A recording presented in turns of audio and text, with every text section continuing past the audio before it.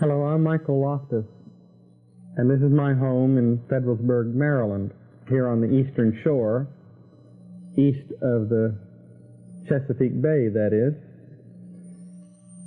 And this is October, the fall of the year, 1974. And I'm impressed that just recently we had a bicentennial celebration here, 200 years old in this county, in this town.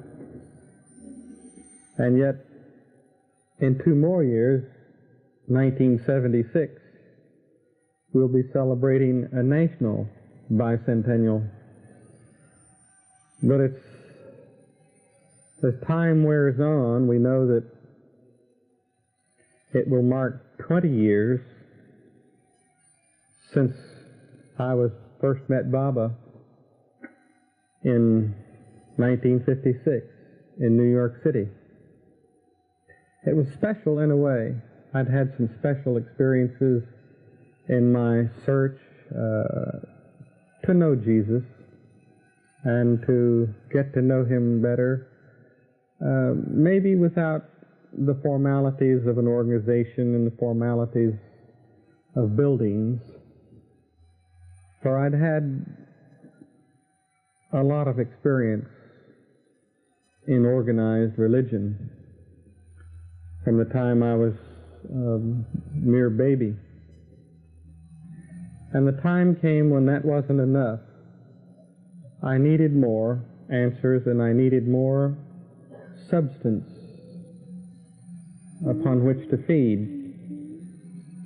And it seemed that so often you were in need of a good solid steak dinner, but you were only being fed baby food. I needed more, and I looked for more. I pursued more. And in that quest, I became a Sufi in 1954.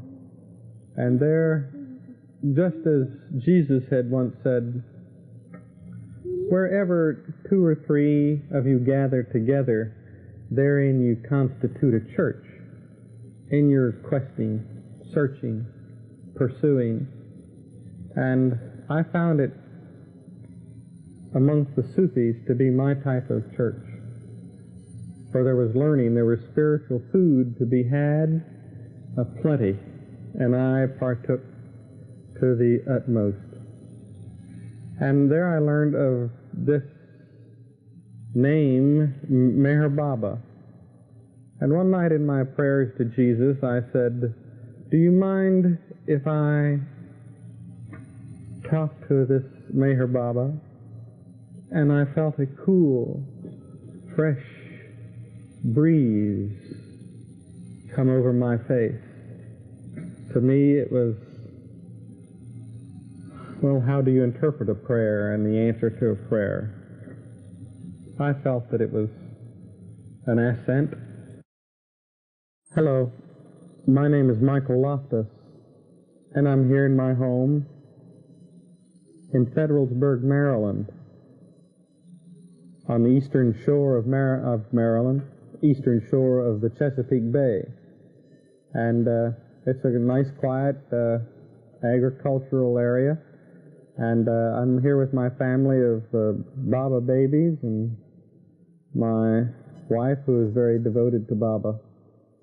And I'm very happy to be able to share with you some experiences I had with Meher Baba, particularly in the 1956 Sahavas and the 1958 Sahavas. The tapes that you see around me are tapes that it was my privilege and concern to take in 1956 when I traveled with Baba from New York to Myrtle Beach to Washington to Los Angeles and Mayor Mount in Ohio and then to San Francisco. And what started out to be a vacation turned out to be a a walk with God or a stay with God, as Francis Brabazon calls it, a most unusual opportunity to have close association with Baba, because after all, when you're going to make a recording, you have to have a microphone close to the speaker.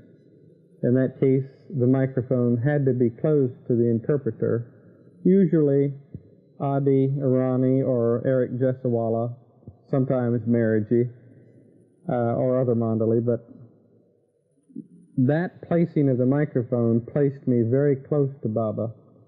I thought I was pulling a fast one on Baba and thereby getting a closeness to him. And it wasn't until the end of the trip when Kitty Davis told me, "Aha, so you have been tape recording Baba from New York to here, San Francisco." And I said, "Yes."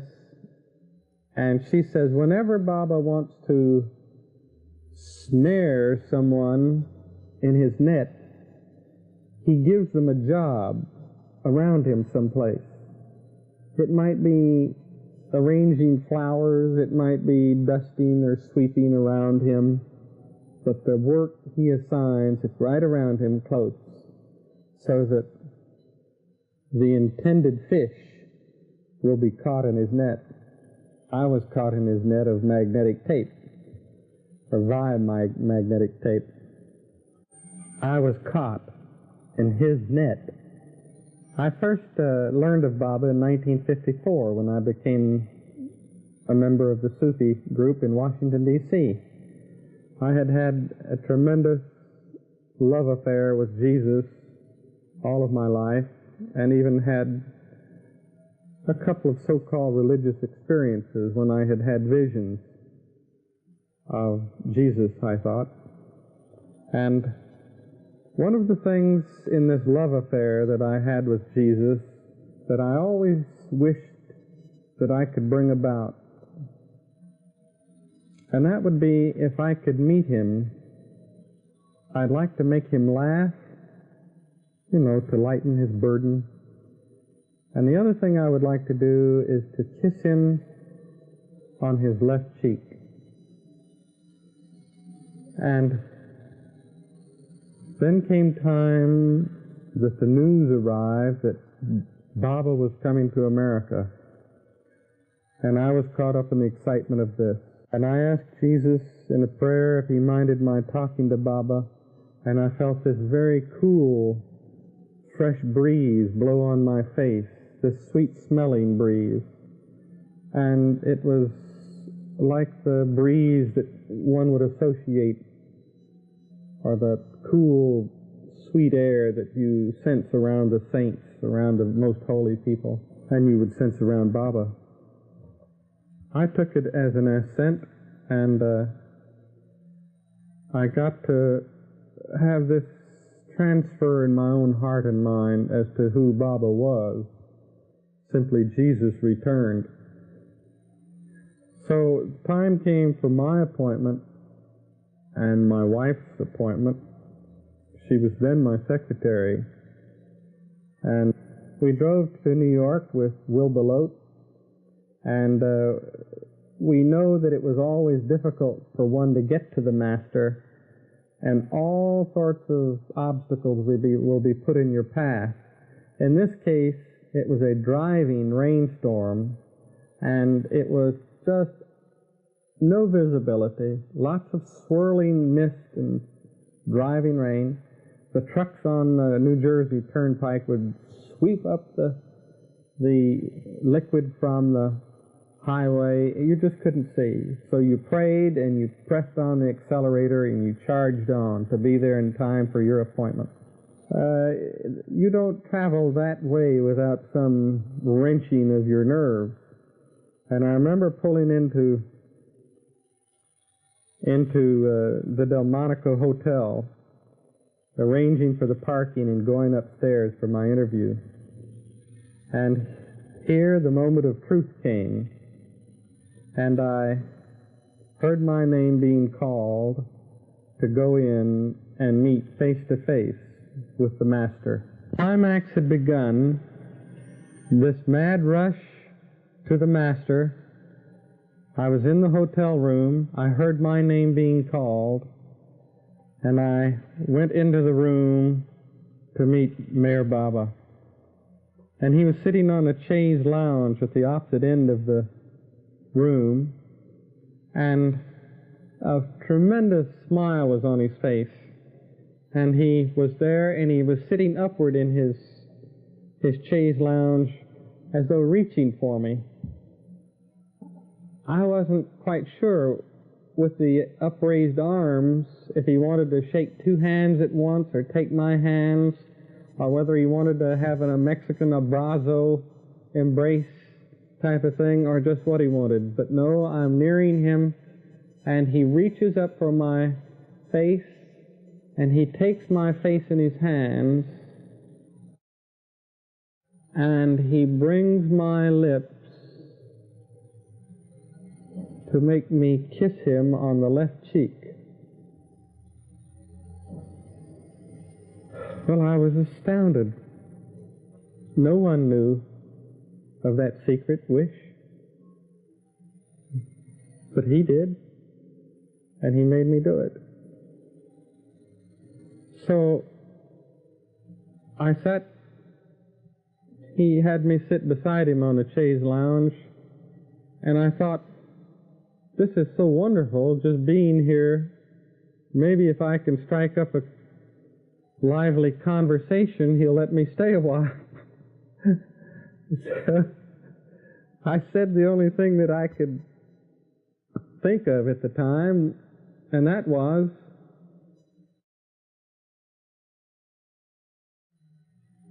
I'll bet you thought I would never get here. Well, of course, when you say that to someone, just anyone, it doesn't mean too much. But when you say it to someone who knows everything, knows all, who planned the whole thing, it's really funny. He broke up, laughing. Aha. The second thing that I had wanted to do was Jesus had just transpired with Baba. He made me kiss him on the left cheek, and he laughed. All the Mandali did. So I continued and said, well, Baba, it hasn't been easy getting here. Baba knows that. I said, Baba, sometimes I've been up. Baba knows that. I said, sometimes, Baba, I've been way down. Baba knows that too. I said, sometimes, Baba, I would zig this way, and then I would zag that way. And, you know, sometimes Baba knows all. The important thing is that you have come. You've come. Baba knows everything. He knows all about you. He loves you very much. Baba knows all about you. Baba knows everything. Baba loves you very much. But the most important thing is that you have come. After all these travels, all of this time, you have finally come. So it was beautiful sitting there on the chaise lounge with him, and yet the interview had to be concluded so others could come in. I was just as giddy and flushed, and he put his hand on my forehead and on my face so that it would cool me. And I found this would happen again and again, that I either felt so inadequate with him or unworthy with him that I'd be embarrassed, deeply shy, and he would have to cool my face. Once he did this, then I could function with him. I could talk and converse and think with him. After I exited from the room, my wife-to-be came in to see Baba, Dee, and she had a wonderful visit with him, just as exhilarating and just as intoxicating as mine had been. And she told Baba that she loved me very much, and he says he knew that, and said that I loved her very much, but that I didn't know it yet. So here was a man who's eventually going to marry this person, but he didn't know it yet that he loved her. It became a shock later on to be told by Baba that I loved him very much, but I didn't know it yet. I had to conclude that anyone who doesn't know that he loves his master and who doesn't know that he loves his wife to be in the future must be a person.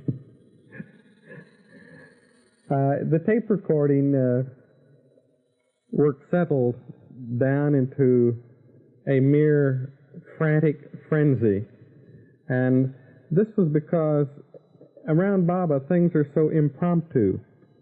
He doesn't tell you he's going to be in such and such a chair, in such and such a room, at such and such a time. Not usually. You have to get in and be ready to scramble to get a power source from the wall outlet on. You have to get that microphone where it belongs. There were recordings of Baba's messages, and at that time he had discourses which were going to be published in a series for a book called Life at Its Best, a little book published by the Sufis. And some of these tape recordings were of these discourses, such as Baba's message and the eternal now, the real gift, which were to be published at that time in a book called Life at Its Best, a beautiful little book published by Peter Popper Press. And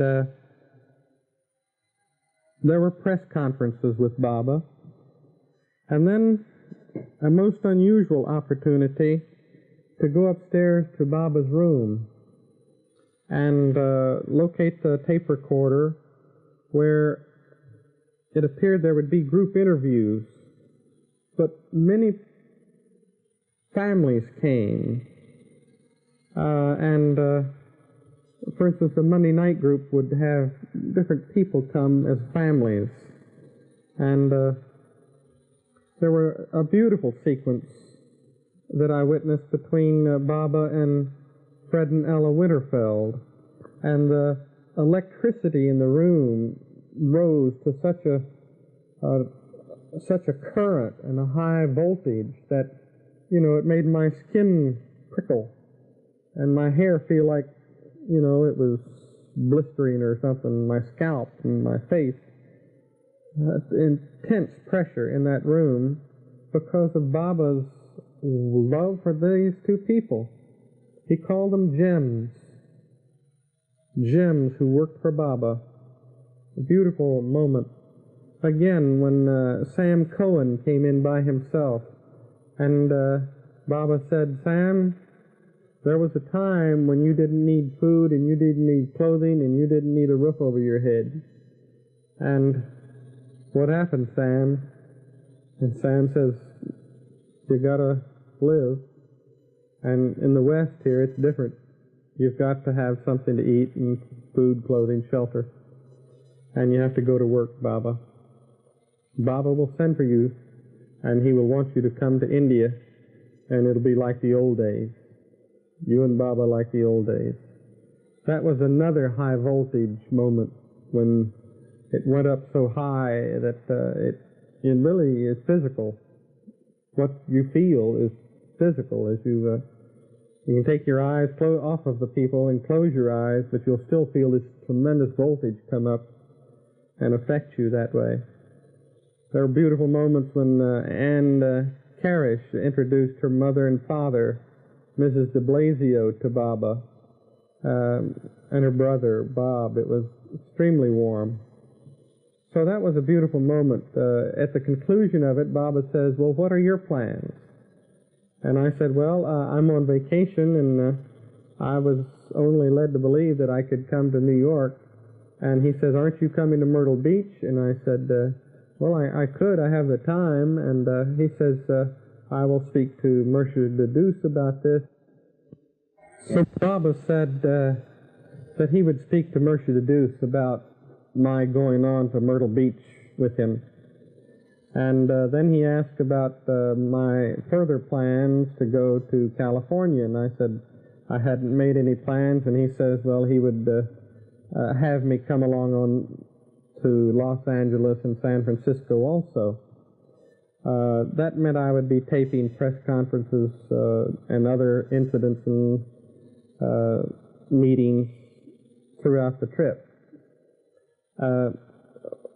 Now let's go on down to Myrtle Beach. We drove down that evening, and I had my tape recorder, and Charmian Deuce had with her a portable tape recorder, which was inside of an attaché case, and it was of the old vintage type recorder where a needle actually cuts a groove on a belt.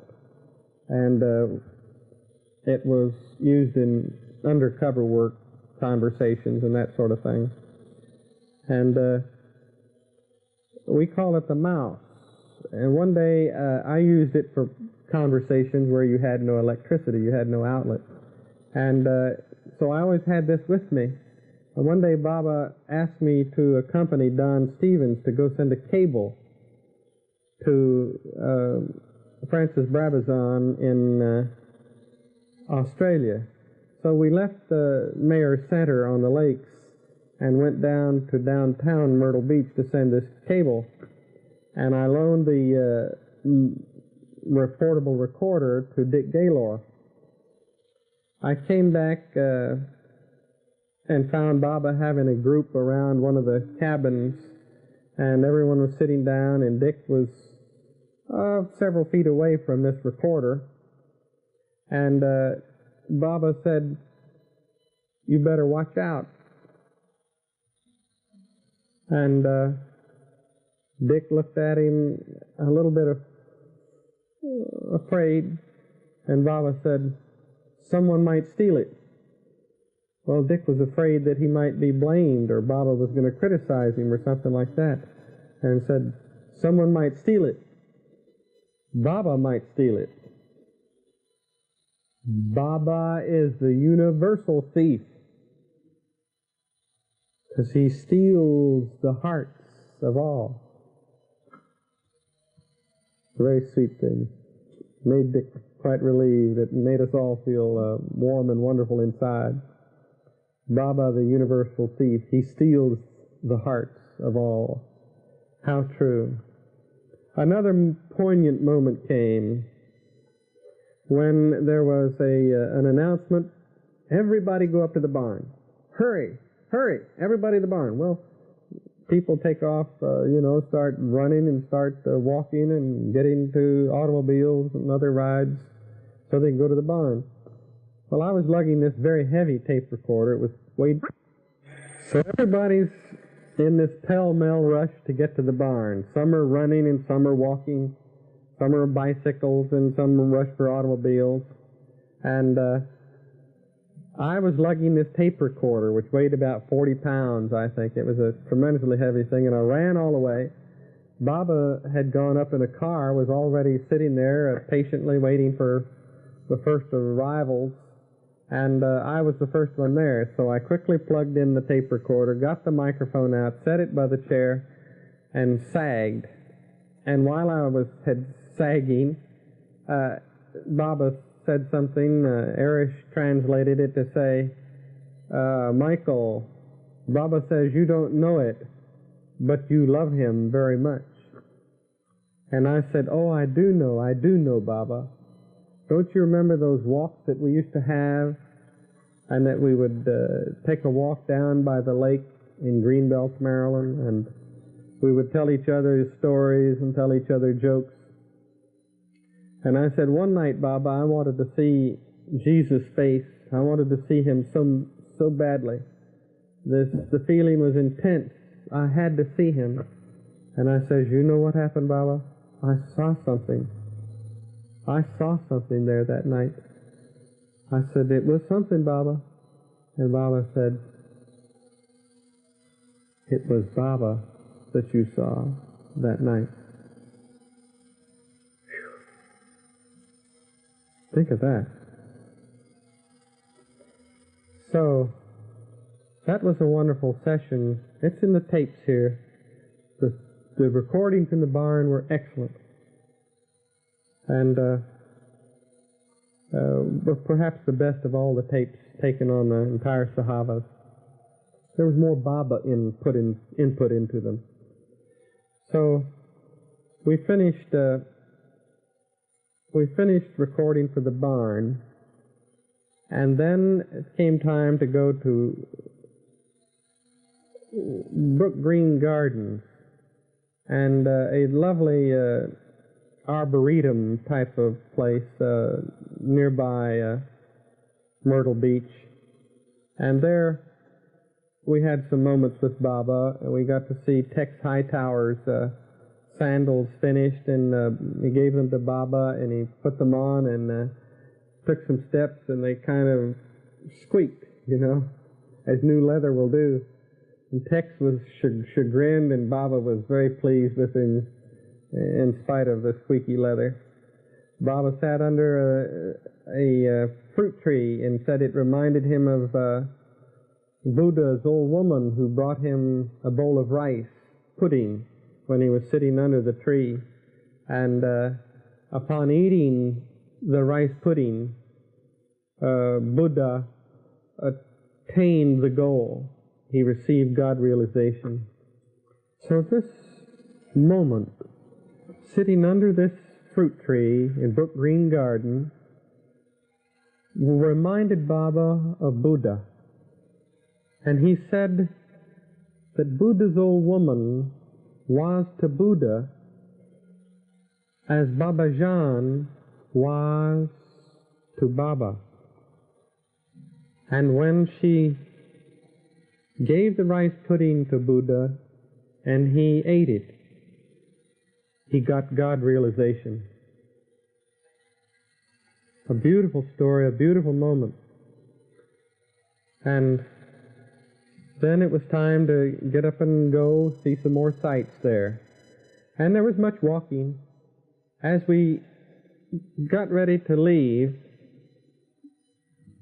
Brook Green Garden, Baba spied the elderly Ruth White sitting there. And he says, why are you sitting here? And she says, because my feet hurt, Baba. And he says, well, why didn't you say so? We could have gotten you a wheelchair, or we could have had someone carry you, or I would have come and sat right with you. And she says, no, Baba, I would like you to go ahead and see the beautiful sights there are to see here. And he says, what's wrong with your feet? And she says, they're just acting up. They've been hurting me. And why I said it, I don't know. But I piped up and I said, Baba, maybe if I rubbed her feet, they would feel better. And he looked at me with that look and he says, can you do this? And I said, well, Baba, I used to wash my granny's feet whenever they hurt her too much.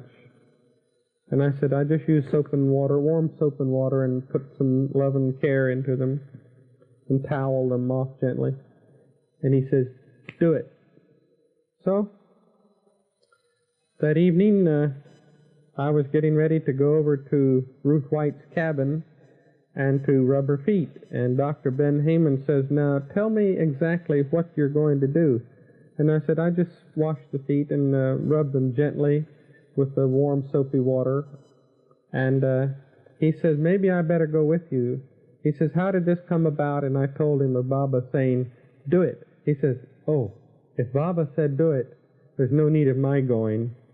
He's handling it. Of course, Dr. Ben was an osteopath and knew very well how to make feet feel better, and he knew that an unpracticed person could harm them.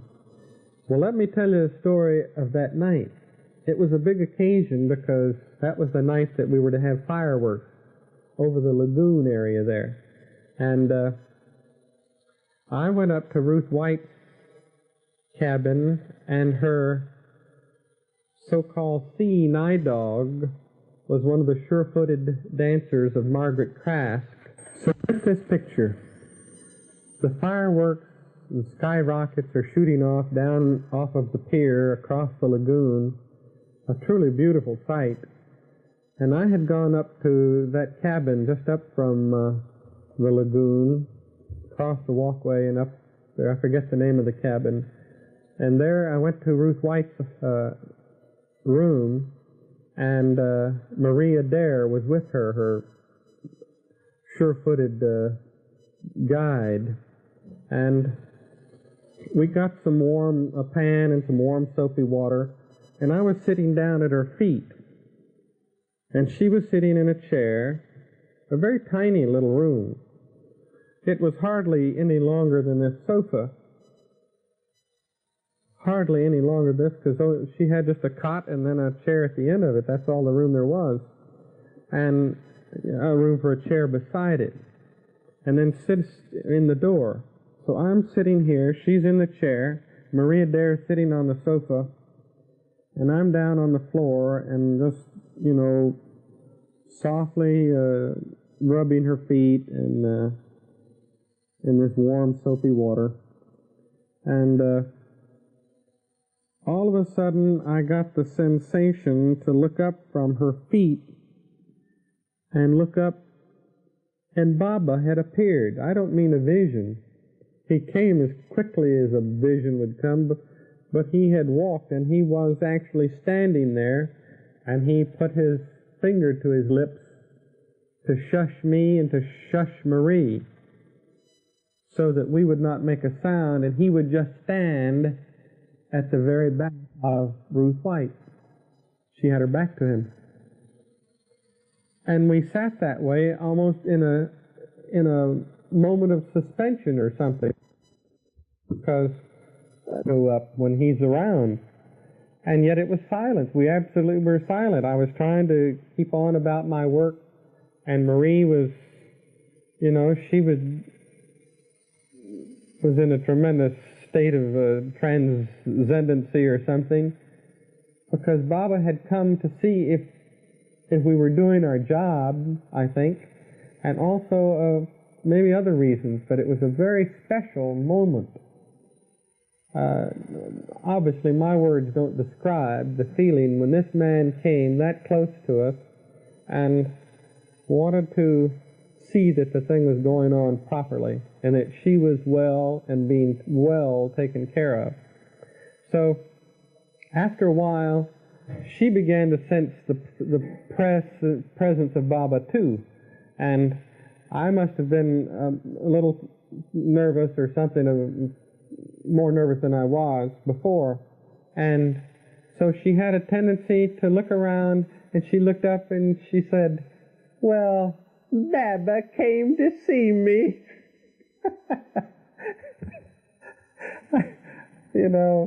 It was so beautiful. Marie, I talked to her later several times about it, and it was a special moment of moments. Well, just imagine this moment when Baba is standing right there at the doorway, and you're trying not to look at him because it'll give away his presence to Ruth White. And we sat there and sat there and sat there, and he stood there with this impish, mischievous look on his face, trying to keep us in on the mischief. And the fire, the firecrackers are going off and the bombs bursting in air. And it was really a beautiful moment. Until, as you must sense sometimes someone's presence around you, And so it happened then. And eventually Ruth White turned and looked, and she saw Baba, and in that granny-like way says, "Well, Baba came to see me." And we were just so beside ourselves, and he put his hand on her, and we just sat there for a while, and totally separate on earth from everyone, just for those precious moments. Something one never will forget. It came time then to leave Myrtle Beach and rush to Washington to be part of the advance preparation and reception party for Baba in Washington. And we had our embraces with Baba and goodbyes. And Don Sprinkle, Will Belote, Bob de Blasio, and myself drove to Washington, D.C. And in Washington, I was able to invite my mother to meet Baba, my sister and her husband. And it was very wonderful. An unusual thing, he told my brother-in-law, in answer to a question, I will answer you in a dream someday. I don't know whether he's been answered or not. We flew to California, and a press conference came up very quickly at the Knickerbocker Hotel, and the reporter came in and listened and went out and ignored what Baba told him and said to him and printed something that he wanted to print.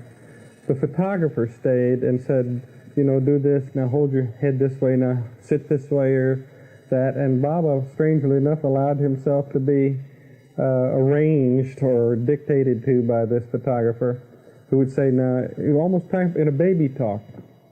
And finally he says, I don't know who you are or what you are, but whatever else you are, I think you're a good man. And it struck me as being very funny. But he left the room, and then Marion Florsheim came in. Marion Florsheim came to the door and asked Baba what he wanted to eat, and he said red snapper and a few vegetables. And get this picture now. This is just a little kind of sitting room, and the Mandali is off in a bedroom over here, and I'm alone with Baba. She exited, and I'm alone. Pretty soon Kitty Davy came and says, what'll you have for dinner tonight, Baba? And he said, red snapper. Marion Florsheim knows it, so that's two of you who know. But only bring me one order, So we're quiet there. He's sitting on like a little love seat. There's a big bunch of flowers, and I'm sitting on the other love seat on the other side of that. So it was one of these kind of comedy routines where if you wanted to say something, you had to lean forward and talk around this big array of flowers. So I said, Baba, can I ask you a question? Nobody in the room now to interpret. And I got the impression that I could interpret for, just being with him. So he said, sure. And I said, this position you're sitting in with your one foot stuck between the big toe and like that, Mersh the Deuce has told us that is a position in yoga. Is that correct? He said, yes, that's correct. So I said, can I ask you another question? By this time, he's got up in order that we can converse. And he comes over in front of me, and I'm sitting down, he's standing up. And I said, Mersh the Deuce is kind of concerned about this girl that I've been dating a lot. And she thinks that we're seeing too much of each other, and that maybe something serious is going to come out of it. And he says, which girl? And I told him. He says, you? You? And that girl? He says, Baba will talk to you about this later. And at that time, I could tell by his no-no that it was a no-no. It wasn't meant to be. So Arish came in the room then and said he will talk to you about this later. Well, we came time to go up to Mayor Mount in Ojai, California. And right off the bat, we had a general meeting and gathering, and Baba then said, stay, I want to talk to you. So he says, about that girl. And then I said, yes, and he said, that's the one. So he says, will you do as Baba says? Of course, Baba. I mean, do as I say. Of course, Baba. So he says, she is no good for you. You must forget her.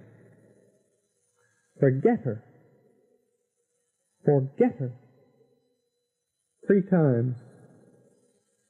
He usually spoke to me and repeated things 3 times. I'm probably dense enough that it takes 3 times. So Baba said, this girl is no good for you. I want you to forget her. Forget her. Forget her. Will you do as Baba says? Yes. Baba says, if you will forget her, Baba will give you something wonderful. Wonderful. Wonderful. And when you come to India and return, Baba will turn the key for you. So I exited from the building, and lo and behold, this girl was around every corner, every place I turned, this girl, and I'm trying to forget her already, forgetting her as fast as I can. So, how fast can you forget? Just as fast as I can. So, we came back in the room a little bit later, and Baba said something or other about, there was another chance to be alone with us. I said, Baba, can I ask you another question? He said, yeah. I said, you remember how you touched my hands, and I did such a wonderful job with Ruth White? I said, is there anything in my being that means that I'm going to be a healer with my hands? He says, you? Out. Out.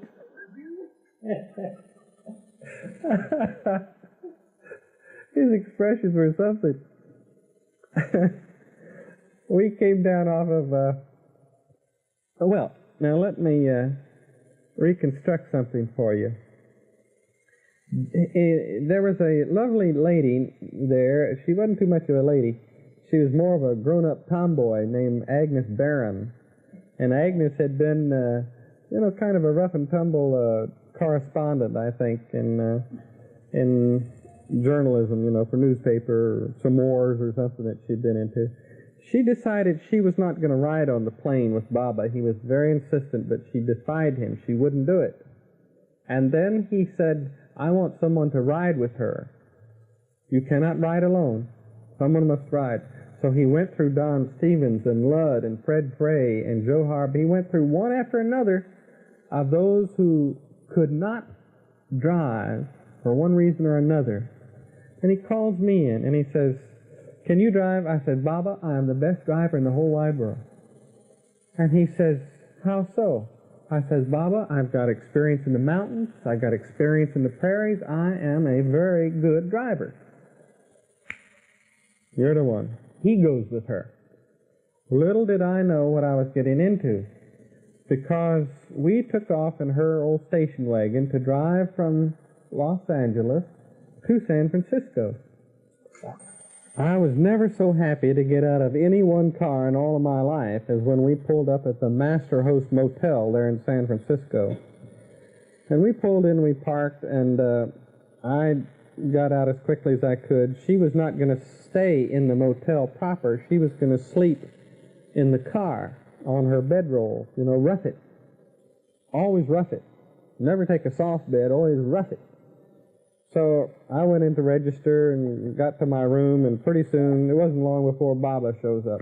And Baba wants us immediately. So I can't find her. She's, you know. So we go up to, finally we get together and we go up to see Baba. About what happened.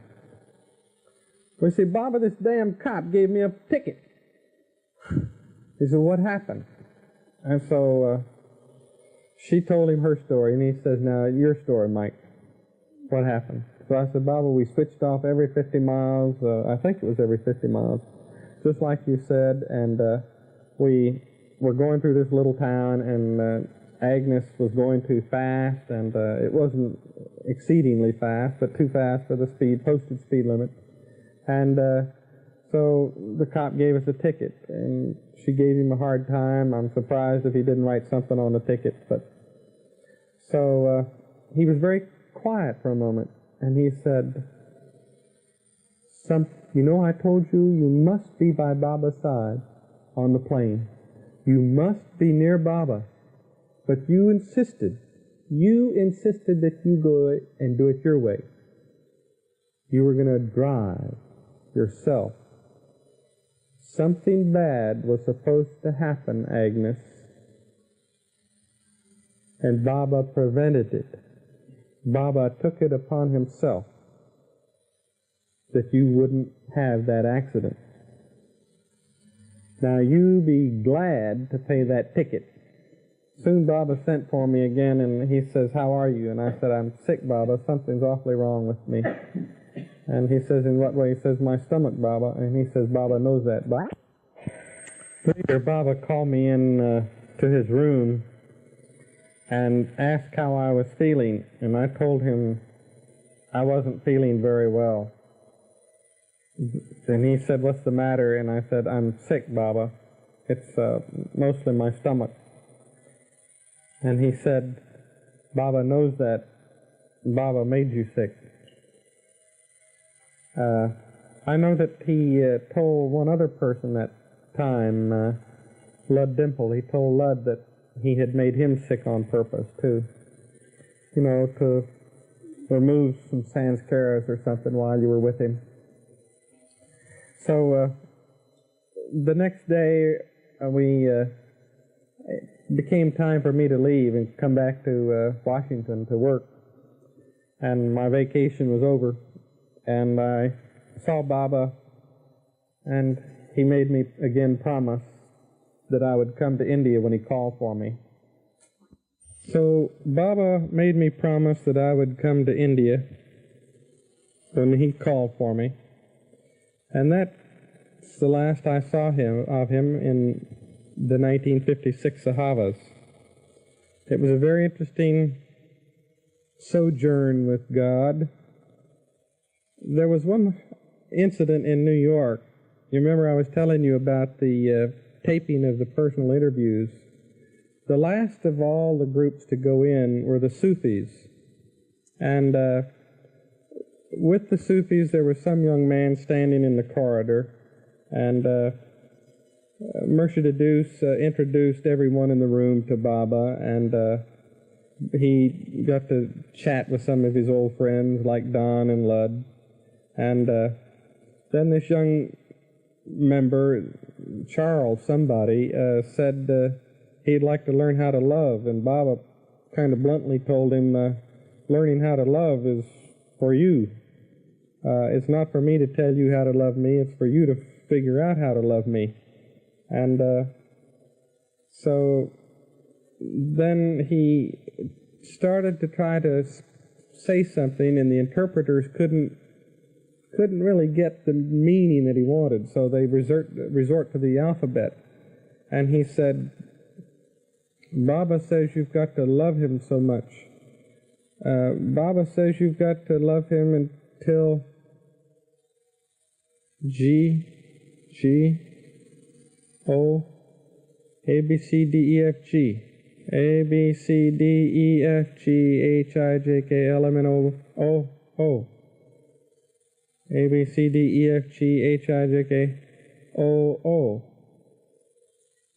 A, B, C, D, E, F, Baba says that you have to love him so much until you are goofy with love for him. And my mind quickly saw the sound sameness with Sufi, and I said, Baba, does that mean that you would have us be goofy Sufis? And he loved that play on words, so he says, goofy Sufis, that's it. You've got to be goofy with love for Baba. And from then on, I signed all of my letters to him as your blue-eyed goofy Sufi. Others have, not knowing this participation by Baba about goofy with love, I wish they could hear the story of how it really happened. In 1958, when Baba came, there were many more precious moments. I remember Baba called me in one time and he says, you have some money for Baba? And I said, yes. And he said, give it to me. In 1958, the Sahavas took place mostly at Myrtle Beach. And one day Baba called me into the interview cabin. I guess it was the first day I was there. And he says, you have some money for Baba? And I said, yes. He said, give it to me. So I said, I don't have it with me. He says, how much is there? And I said, $1,326.51. Although I have it in the credit union and it's earning interest all the time, but I can call them and have them wire it to us. And Baba thought about that, and then he says, Baba accepts your gift, and now he returns it to you. He appreciates what you have done, but he doesn't touch money. But he accepts it from you, but he gives it right back to you, because you're going to need it. And sure enough, when I got back from the Sahavas, I was separated from my job.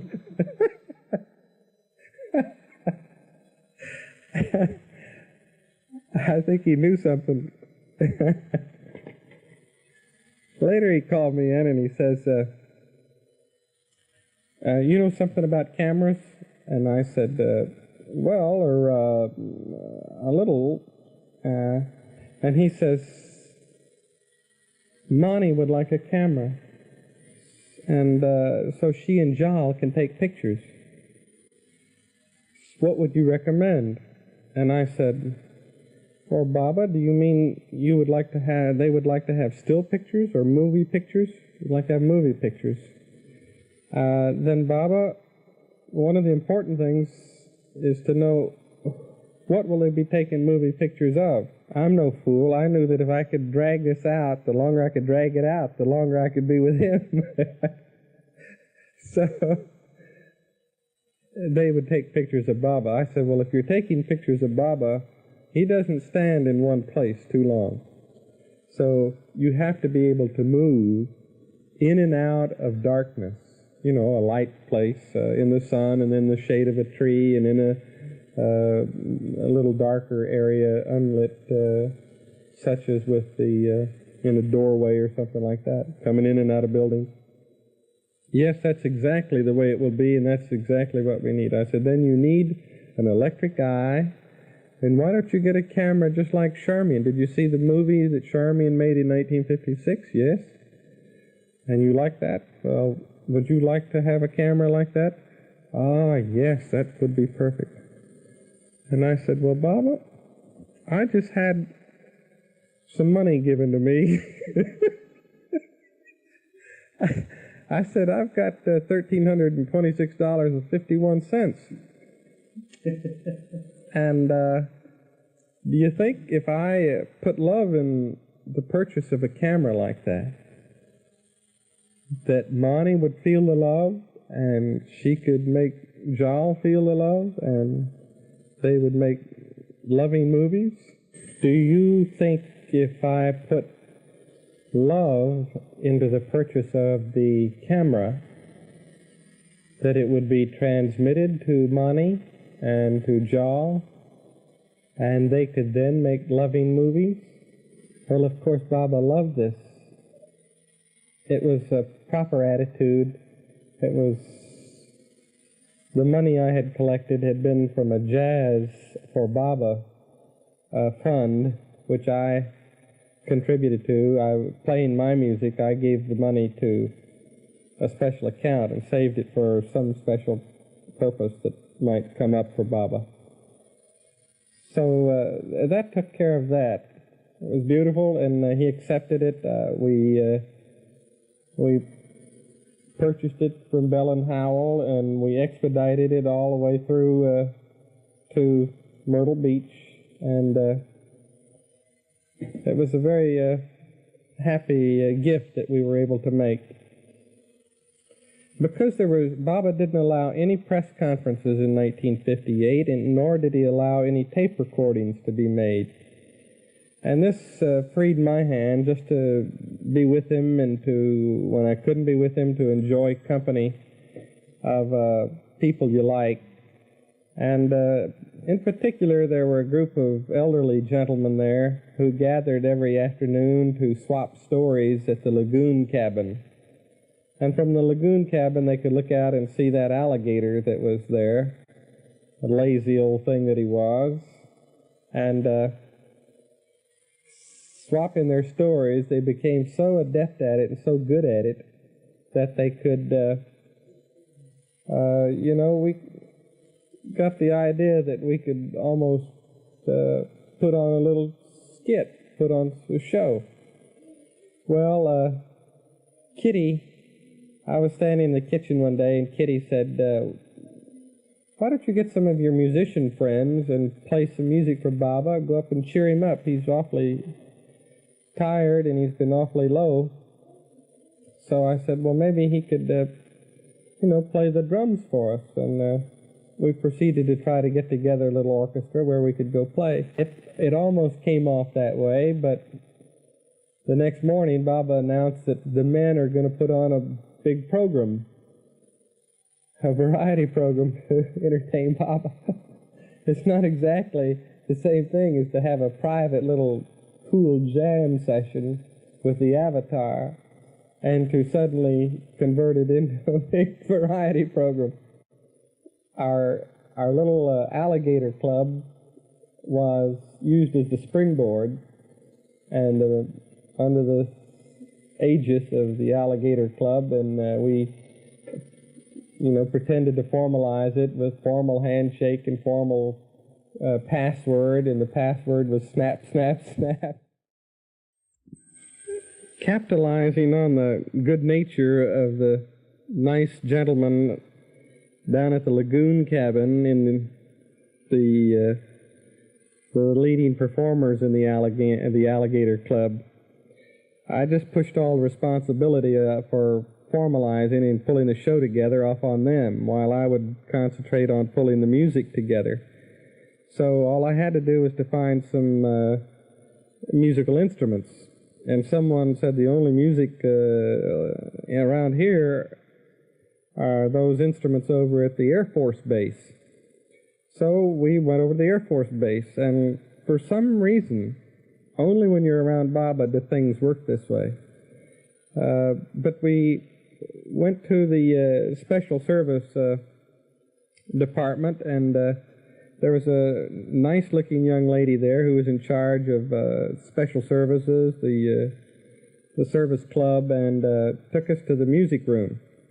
And there, Henry Cashouty had a selection of any number of trombones. Worth Lane had a selection of bass fiddles, and we needed a piano. So Julian DeGray had a choice of one or two pianos. Not only that, but we picked up some bongos that Baba might like to play. Having located the instruments, what do you do with them? Well, we simply requested a truck and marched off of that Air Force Base without signing our name to anything. The guard saluted us as we drove out with all of this Army Air Force equipment. And nobody stopped us yet. So we took it to the barn, and had ourselves some practice. Frank Eaton, who was caretaker down at the center, played saxophone in some local dance bands. So we had a Baba Lovers band, and I was showing Irwin the thing downstairs where it's called the Master Swingers. We had across the backdrop of the portion of the stage where the band was, the Master Swingers. We swing for the master, all right. Then Harry Florsheim was able to kind of condition Baba that we would not be making fun jokes at anyone's expense and poking fun at anybody too much. And I was just reminiscing about the program that we had. It opened, well, Baba was pleased with this attitude, but little did we expect. All we wanted was make him laugh, but little did we expect that he would cry from laughing so hard. The dancers, Tex and Joel, Peter and Jean, delivered Baba. Then Fred Winterfell led the men in 3 shouts of Avatar Meher Baba Ki Jai. All men sing Hail, Hail, the gang's all here till Baba is seated. So the barn was absolutely packed and everyone singing Hail, Hail, the gang's all here until Baba was seated. Then, as master of ceremonies, I welcomed Baba down to this level and assured Baba that we wouldn't mix him up with ourselves. The band then played When the Saints Go Marching In. Julian DeGray, who was teaching at piano and music at Bennington College. Worth Lane played bass fiddle, Henry Cashouty on trombone, and Leonard Willoughby handled the vocals. Then Harry Florsheim was introduced as the chairman of the local chapter of the Alligator Club. And Harry presented Baba with an applause maker toy and made a big noisy ovation about it. Harry then introduced Ben Heyman. Harry has to awaken Ben from a false sleep by number 1, whistle blast, whereupon Ben wakes up, stands, and immediately starts to tell the story about the barber in Cuba. But it's a dirty story, and because there are ladies present, Harry has to stop Ben's story by 2 blasts on the whistle. Whenever this is done, or Ben's name was even mentioned, Baba would simply crack up. Then Harry introduced Lord Chamberlain to speak on the habits of alligators. And finally entered this specimen of a young, tender, and willing alligator bait, which was Dana Field, tied up in baby attire, including a bottle, and pushed in a wheelbarrow by Leland DeLong, and the band played Rockabye Baby throughout the appearance. The band then did He's Got the Whole World in His Hands with Leonard Willoughby, and everybody joined in at the last chorus. Dr. Chamberlain introduced the Austrian Dr. Harry Florsheim and Dr. Ben, and we played the Austrian national anthem for him. And Harry is Dr. Kurpfuscher. Harry welcomes Baba to Austria, while Dr. Schmaltzgeschick, Ben, sleeps. Dr. Kurpfuscher quickly treats Fred Winterfeld, and Marco assisted all the while by Nurse Marvin Campen.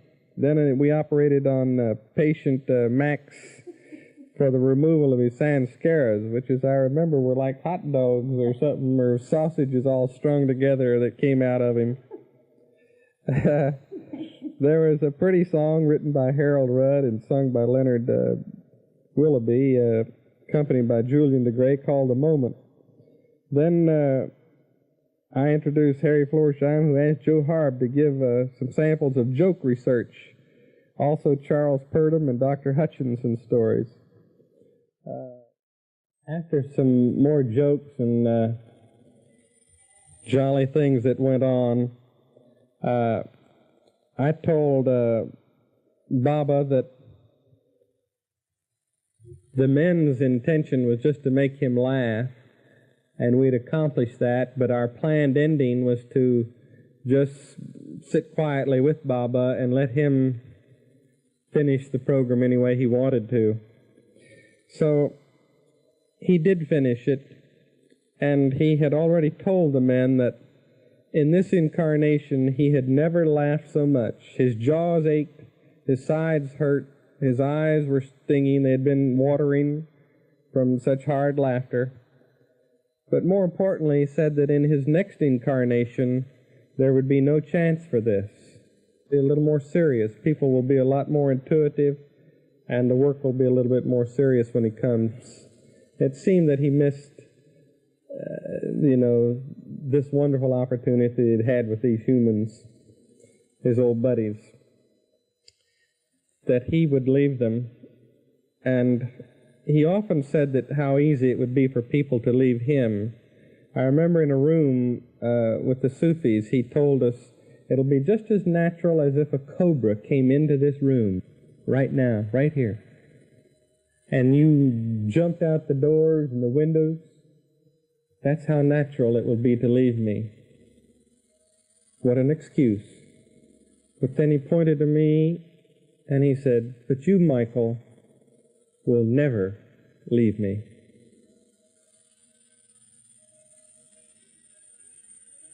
What a moment to know you'll never leave the avatar.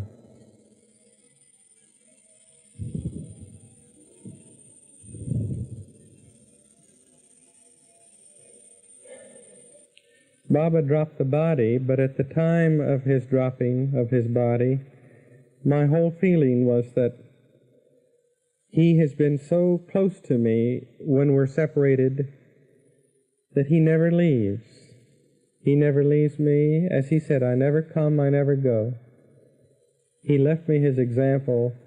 He made me confident of my path to God. I know that path. That's why you can never leave it. He never leaves me, and I never leave him. Thank you.